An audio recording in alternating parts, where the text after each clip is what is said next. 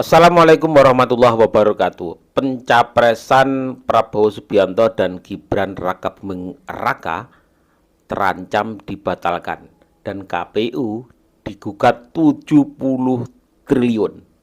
Kenapa ya bisa terjadi seperti itu ya? Kenapa? Media pada siang hari ini kami selaku kuasa hukum dari dari Bapak Dr. Demas Rian Wicaksono selaku warga negara Indonesia yang memiliki hak pilih nanti dalam kontestasi pemilihan umum presiden dan wakil presiden.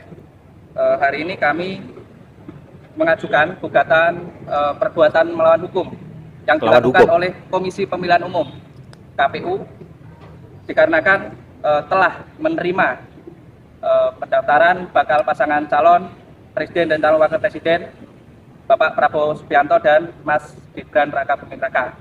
Peristiwa perbuatan melawan hukum itu terjadi pada saat tanggal 25 Oktober tahun 2023 pada saat Bapak Prabowo Subianto dan Mas Gibran melakukan pendaftaran untuk menjadi calon presiden dan calon wakil presiden.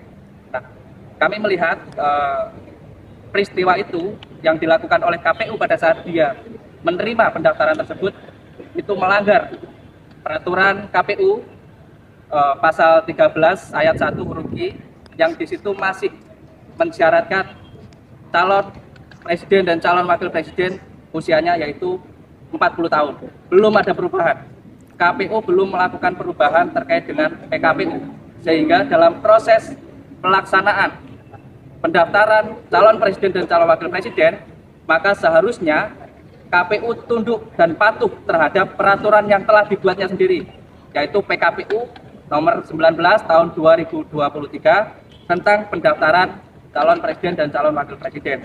Nah, kami bertanya, apa dasar hukum KPU pada saat menerima pendaftaran calon presiden dan calon wakil presiden Pak Prabowo Subianto dan Mas Gibran Rakabuming Raka? Hal tersebut dikarenakan Mas Gibran Rakabuming Raka usianya masih 36 tahun, sehingga tidak sesuai dengan PKPU pasal 13 ayat 1 huruf I, yaitu mensyaratkan usia calon wakil presiden, calon wakil presiden yaitu 40 tahun. Nah, maka kami menilai perbuatan yang dilakukan oleh KPU yang menerima pendaftaran tersebut itu merupakan perbuatan hukum dan perbuatan melawan hukum yang dilakukan oleh KPU. Nah, maka kami dalam hal ini menggugat KPU melakukan perbuatan melawan hukum yang merugikan kami selaku warga negara Indonesia. Oh, jadi ketika MK sudah memutuskan ya peraturan kemarin itu, di peraturan KPU sendiri menurut mereka itu belum ada perubahan peraturan tentang batas usia capres dan cawapres. Jadi mereka menggugat itu semua meskipun MK sudah menggolkan batas usia minimal 40 dan kecuali pernah menjabat sebagai kepala daerah, di mana KPU sendiri dalam peraturannya belum mengubah itu semua, teman-teman ya. Dalam gugatan ini kami meminta KPU untuk dihukum, salah satunya adalah dihukum untuk membayar kerugian material kepada kami yaitu 70,5 triliun rupiah. 70,5 triliun.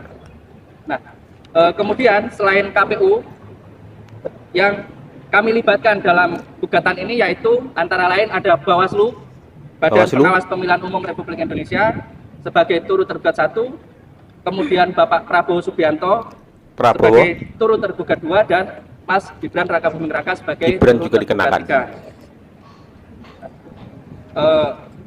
Terkait dalam gugatan yang kami ajukan, kami juga meminta kepada Majelis Hakim Pengadilan Negeri Jakarta Pusat untuk menjatuhkan tuntutan provisi. Pasca putusan Mahkamah Konstitusi terkait dengan batas usia capres dan cawapres yang sudah disahkan melalui sidang pleno, mengundang polemik di tengah-tengah masyarakat. Salah satunya terkait dengan batas minimal cawapres yang diajukan oleh partai politik tertentu. Nah, dengan polemik yang terjadi, Mahkamah Konstitusi melakukan terobosan baru dengan membentuk Majelis Kehormatan Mahkamah Konstitusi yang diketuai oleh Profesor Dr. Jimli Asidiki. Nah, yang menarik, apakah pasca putusan MK terkait dengan Undang-Undang Nomor 7 Tahun 2017 bisa dibatalkan atau memang sudah final?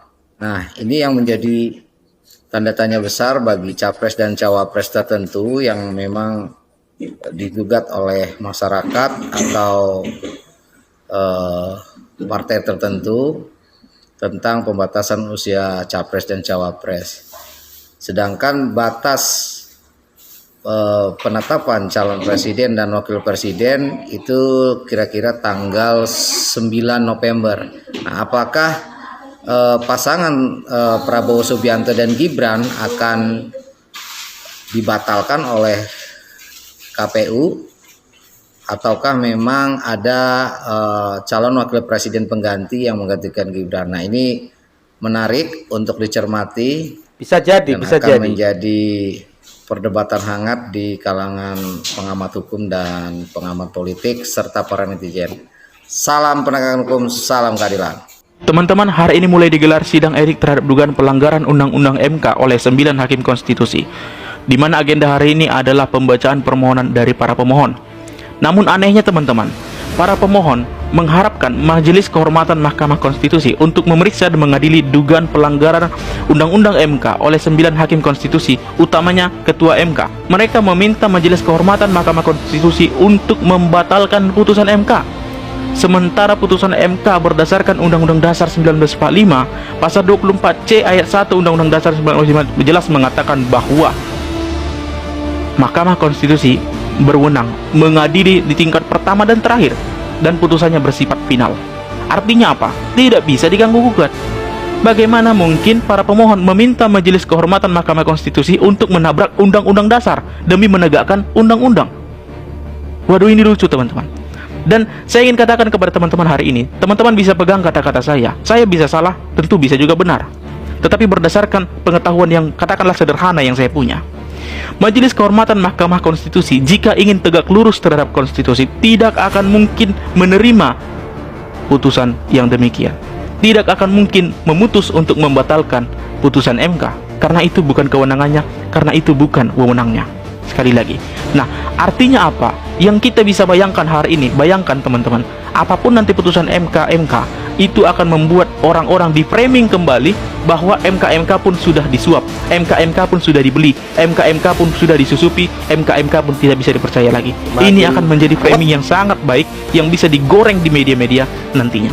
Kita lihat teman-teman, kita saksikan sama-sama. Karena bagaimanapun sekali lagi, jika Majelis Kehormatan Mahkamah Konstitusi ingin tegak lurus terhadap Undang-Undang Dasar, terhadap konstitusi kita, maka tidak mungkin mereka memutus untuk membatalkan putusan MK.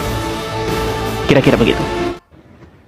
Selaku kuasa hukum dari digugat 70,5 triliun KPU. Halo, sahabat pencari keadilan, jumpa lagi dengan Karena saya menerima Michael Demisaldi pencalonan Yakobus, Gibran dan advokat dari Prabowo. Sulawesi Utara. Prabowo dan Gibran. Terkait gugatan terhadap KPU RI dengan tuntutan ganti rugi 70-an triliun karena menerima pendaftaran Capres-Cawapres Prabowo Gibran, menurut pendapat saya, dengan tidak melihat atau berpihak pada capres manapun, namun dalam argumentasi hukum yang objektif, saya menyampaikan beberapa pendapat. Yang pertama, saya berprediksi gugatan ini akan dinyatakan net on van gelijke verklaar. Karena perbuatan atau tindakan pejabat tata usaha negara itu merupakan domain sengketa hukum administratif, bukan perdata. Sehingga berdasarkan kompetensi mengadili, seharusnya langkah hukum yang diajukan oleh penggugat adalah keberatan administratif, banding administratif, atau gugatan ke PT UN, bukan gugatan perbuatan melawan hukum di pengadilan negeri. Oleh karena itu, gugatan ini dapat dinyatakan tidak dapat diterima karena kompetensi mengadili. Yang kedua, saya berprediksi gugatan ini bisa saja ditolak karena mencermati alasan gugatan penggugat yang mengatakan bahwa KPU telah melakukan perbuatan melawan hukum karena menerima pendaftaran Prabowo Gibran, padahal syarat di dalam PKPU itu belum dirubah. Itu. Nah, perlu diingat bahwa putusan Mahkamah Konstitusi nomor 90 tahun 2023, bahkan putusan Mahkamah Konstitusi secara general itu bersifat deklaratoir konstitutif. Artinya adalah keputusan Mahkamah Konstitusi itu menegaskan atau menyatakan dua hal. Pertama, meniadakan sebuah norma hukum atau membatalkan sebuah produk perundang-undangan ketika dia bertentangan dengan Undang-Undang Dasar. Yang kedua, dia dapat saja memberikan pemaknaan atau perluasan pemaknaan yang selaras dengan Undang-Undang Dasar ketika ada pasal dalam undang-undang yang bertentangan dengan Undang-Undang Dasar. Dan putusan deklaratoir konstitutif tersebut itu tunduk pada asas erga omnes. Artinya apa? Bahwa putusan ini langsung berlaku secara menyeluruh tanpa ada lembaga apapun yang menjadi lembaga eksekutor.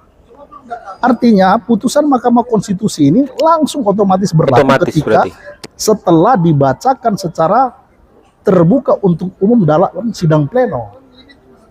Itulah sebabnya sekalipun PKPU itu belum dirubah, namun kedudukan keputusan Mahkamah Konstitusi itu adalah sederajat kedudukannya dengan undang-undang, sehingga otomatis berlaku, tidak perlu ada atau tidak harus ada perubahan PKPU lebih dahulu, baru syarat-syarat itu bisa diberlakukan. Karena syarat sudah jelas berdasarkan keputusan Mahkamah Konstitusi perbaikannya. Yang ketiga adalah, menurut saya, gugatan ini, kalau gugatan perdata, maka dia ada proses persidangan tingkat pertama, banding, kasasi, PK. Kalau target penggugat itu membatalkan pendaftaran pasangan calon, maka menurut saya itu target yang tidak realistis secara yuridis. Mengapa? Karena ada proses panjang dalam persidangan perdata. Dan saya tidak melihat ada alasan prinsipil untuk dikabulkan sebuah gugatan provisionil di dalam perkara ini. Yang keempat, tuntutan ganti rugi 70 triliun. Saya melihat tidak ada hubungan kasualitas sebab akibat, sehingga ada legal standing yang jelas antara penggugat, alasan gugatannya dengan tuntutan ganti rugi yang dia mintakan sebesar 70 triliun.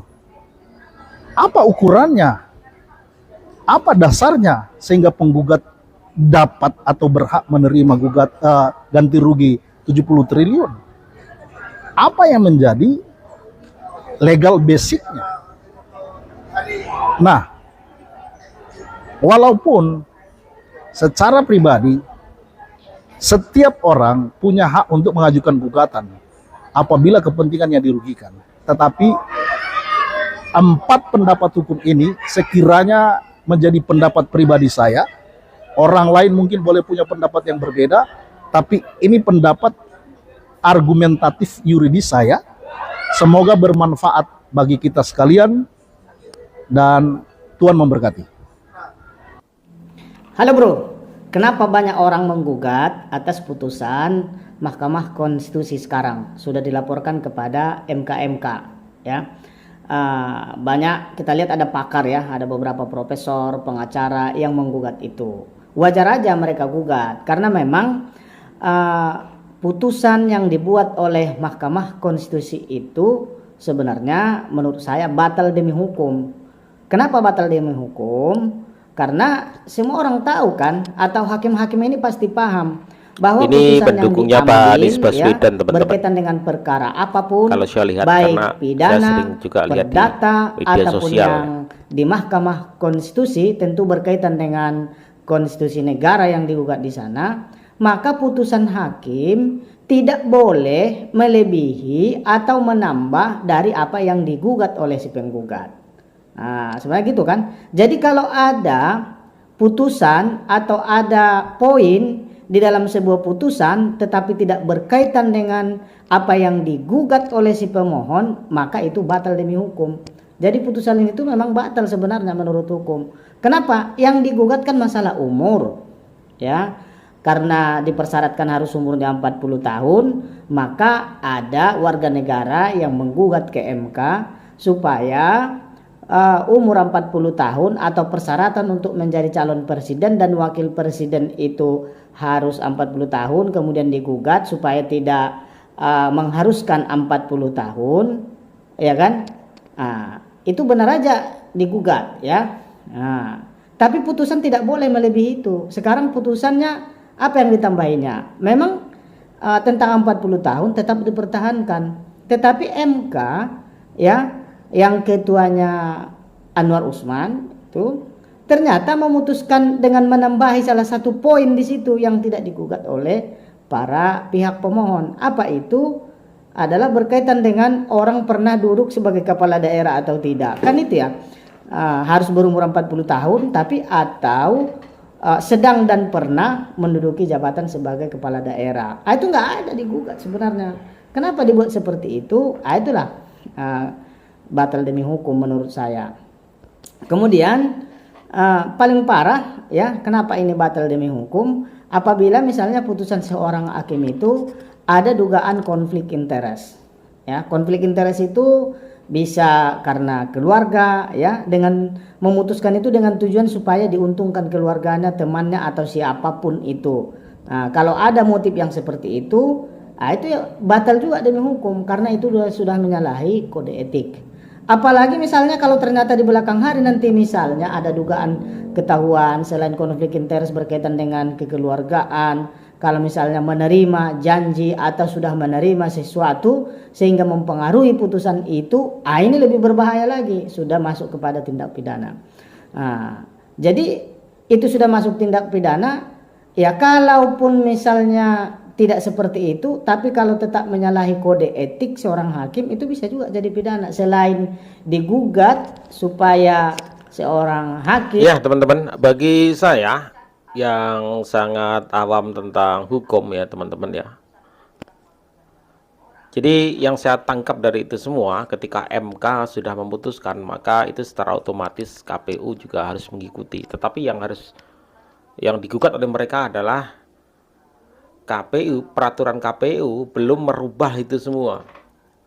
Ada pendapat lain yang mengatakan bahwa ketika MK sudah meluluskan dan sudah bersifat final, maka undang-undang yang lainnya akan mengikuti begitu ya.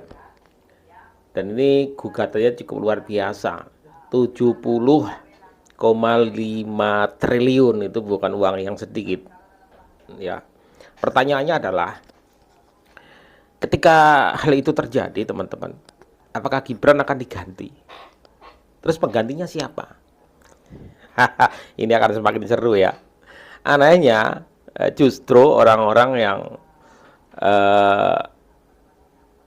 dalam arti ini adalah pendukung-pendukung Pak Anies yang sangat mendukung pembatalan itu semua. Padahal kalau adanya kasus ini teman-teman, perpecahan antara artinya adalah pendukung Pak Jokowi terpecah hari ini, sebenarnya yang paling diuntungkan adalah Pak Anies Baswedan. Karena tentu mereka, saya pikir, juga mendapat limpahan pendukung. Tetapi dalam hal ini, malah kubu Pak Anies Baswedan yang getol untuk bagaimana caranya agar keputusan MK itu bisa dibatalkan begitu. Ya. Jadi ini menarik sekali teman-teman. Menarik ketika Anwar Usman kemarin memutuskan bahwa batas usia minimal 45 tahun tetapi diberi tambahan kecuali pernah menjadi atau sedang memimpin suatu daerah, menjadi kepala daerah begitu ya. Kemudian di KPU-nya peraturan tersebut belum diubah. Itulah yang menjadi tuntutan yang menuntut. Yang menjadi lebih menarik menurut saya adalah ketika meskipun saya pikir itu akan sangat sulit ya teman-teman ya. Tapi ketika hal itu terjadi dan KPU benar-benar kembali menolak gitu ya. Menolak pencalonan presiden dan wakil presiden Prabowo dan Gibran itu tiba-tiba ditolak siapa pengganti dari Gibran. Ini akan sangat menarik teman-teman ya. Politik memang dinamis teman-teman. Di injury time bisa saja terjadi sesuatu hal. Masyarakat hanya tinggal melihat, menunggu, dan merespon, gitu aja. Dan pada akhirnya kita akan menentukan pilihan masing-masing. Jadi sangat menarik ya. Kalau semisal hal itu terjadi dan Gibran tiba-tiba diganti, siapa ya yang menjadi cawapres dari Prabowo Subianto? Apakah kembali ke Erick Thohir? Karena kemarin juga Prabowo juga mengunjungi Pak Erick Thohir loh.